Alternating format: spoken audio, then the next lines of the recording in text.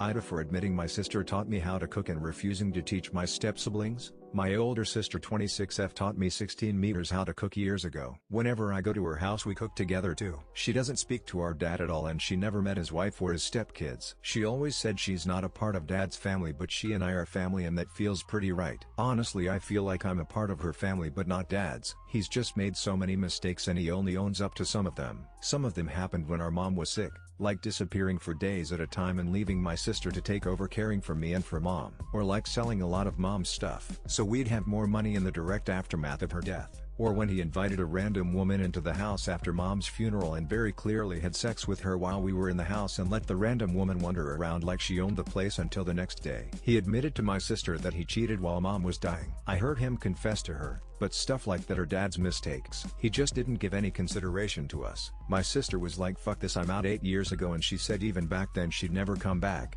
which she hasn't. I sometimes cook for myself. I eat at friends' houses a lot too. So the other day I went out to grab some ingredients and made a pasta bake for myself and my dad's wife and her kids came home while I was eating. His wife questioned me later in the day and asked where I learned to cook and I admitted my sister taught me. She told me it would be great if I taught her kids, it would give us some bonding time. I was like no, I don't wanna. She insisted it would be perfect and a sweet idea. Dad didn't say anything. His wife's daughter said she really wanted me to teach her and got excited because she saw it as a done deal. When I didn't give in my dad's wife told me I should pass on the big sibling knowledge of cooking and it's important that I take on an older sibling role with her kids instead of acting like we're strangers. I said we really are. I told her I already have a sister and I don't need another or a brother. I also told her it wasn't my job to be her kid's big sibling. She told me it's selfish to hold out when I had a big sibling to teach me.